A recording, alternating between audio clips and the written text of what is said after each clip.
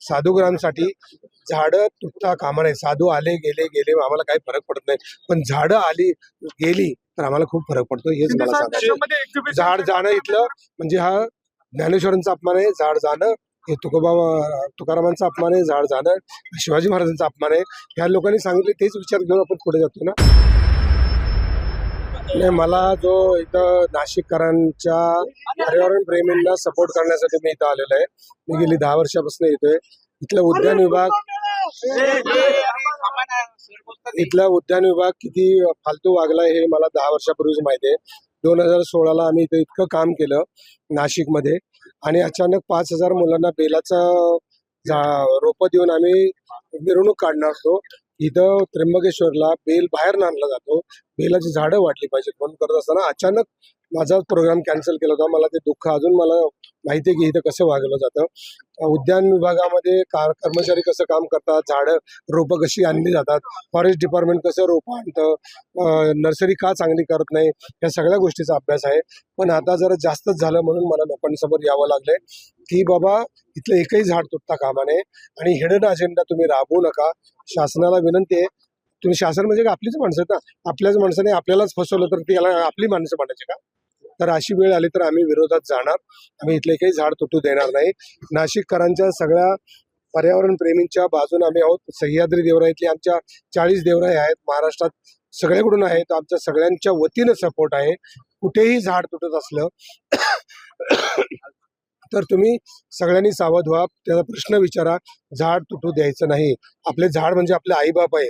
आमच्या आईबापांवर जर तुम्ही हल्ला केला तर आम्ही मुलं एवढी काही बुडगी नाहीत. आम्ही काही एवढे हे नाही की तुम्हाला जगू देणार.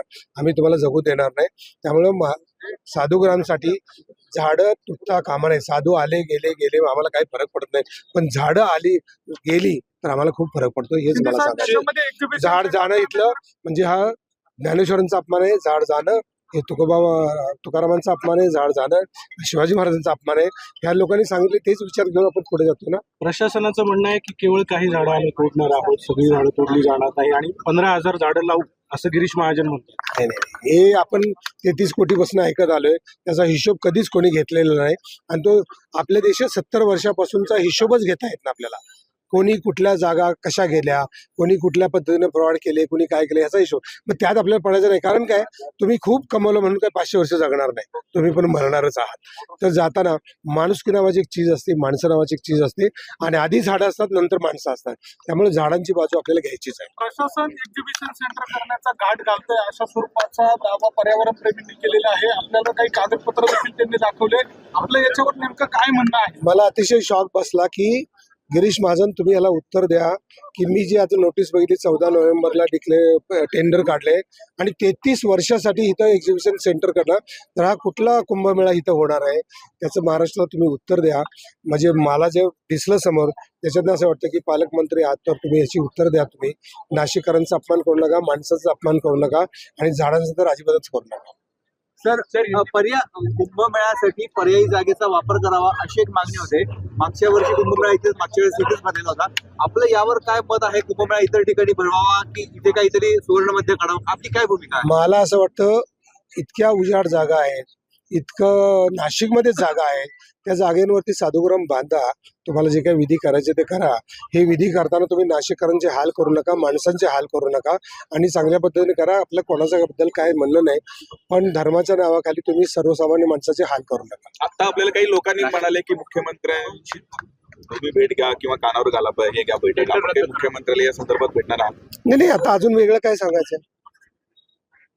आता हे नाही, इथं मुळात झाडं तोडू द्यायची नाहीत हाच मुद्दा आहे आपल्याला. आपलं बाकी काय म्हणणंच नाही. बाबा झाडं तोडू नका आणि बाकी जे काय तुम्हाला करायचे त्याच्याबद्दल आम्हाला इंटरेस्ट नाही. आम्हाला फक्त महाराष्ट्रातली नव्हे, जगातली नव्हे, भारतातली कुठलीही झाडं तुटता कामा नयेत. कारण झाड आहे तर माणूस आहे. झाड आणि आई ह्या दोनच गोष्टी महत्वाच्या आहेत. नंतर सगळे मनाचे खेळ आहे. आपण रात्री झोपलो, मुख्यमंत्री असो, पंतप्रधान असो, नाहीतर खेळाडू असो, नाहीतर ऍक्टर असो, रात्री झोपल्यावर त्याला ऑक्सिजन लागतो ना, त्याला अन्न लागतं ना. हे कोण देतं? झाड देतं ना. मग झाडाबद्दल कोणीही बोलायचं नाही. झाड तुटता कामा नये. झाड राहिलं तरच आपण राहणार आहोत, एवढी माफक अपेक्षा. पर्यावरण जागा सुचवलेली होती, ती जागा वेगळ्या ठिकाणी आहे. तिथून जर समजा अमृत स्नानाचा किंवा त्याच्यासाठीचे जे मार्ग आहे हे जर ठरवले तर चेंगराचेंगरी होऊ शकते, अशा स्वरूपाचा कयास प्रशासनाच्या माध्यमातून लावला जातोय. एकूणच जी पर्यावरण प्रेमी जो पर्याय सुचवतायत तो ते ऍक्सेप्ट करायला तयार होत नाही. नाही, शासनाने ऍक्सेप्ट करायला पाहिजे. कारण काय, चेंगराचेंगरी करून माणसं मारायचं असेल तर असले कुंभमेळे घ्याच कशाला. माणसांना त्रास होणारे कुठलेच मेळे, कुठलेच व्यवहार, कुठलेच जे काही सण असतील काय ते माणसांच्यासाठी असले पाहिजेत ना.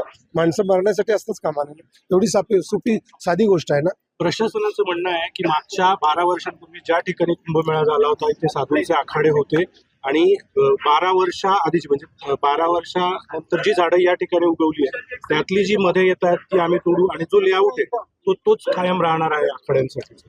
नाही, ते पूर्वीचे नियम करता का मुळात ती एवढी झाडं सावली देतात, या सावलीत उभं राहिले त्याच्यात जातीभेद धर्म काय आणू नका. झाडं न तोडता जागा आहे तिथं बांधण्याने काय फरक पडणार आहे, काय पडणार आहे. पण ही झाडं देणारी ही सावली देतात, फळं देतात, ऑक्सिजन देतात, ह्याच्यावर पशु पक्षी राहतात, किडामुंगी राहतात, फुलपाखरं राहतात, ह्यांच्या जीवनाचा विचार नको करायला. त्यामुळे ही साधी गोष्ट आहे, झाड कुठंच तुटता कामा नये. आपली जनतेची भूमिका काय राहणार आहे? आज आपण नाशिकमध्ये आलेला आहात, प्रशासनाची भेट घेणार आहे किंवा समजा जर प्रशासनाने आपलं म्हणणं ऐकलंच नाही तर आपली भूमिका काय राहणार? ऐकणं बिण्याचा मुद्दाच नाही हो. नाशिककर जिवंत आहेत, सगळ्या नाशिककरांनी जागे व्हा. तुम्ही इथं या, तुम्हाला सपोर्ट करण्यासाठी मी आलोय. पर्यावरण प्रेमींच्या मागणीसाठी मला त्यांनी सांगितलं असं आहे. तर भारतात जगात कुठेही झाड तुटत असेल तर तिथे आपण उभं राहणार आणि झाड तुटू देणार नाही. एवढीच आपली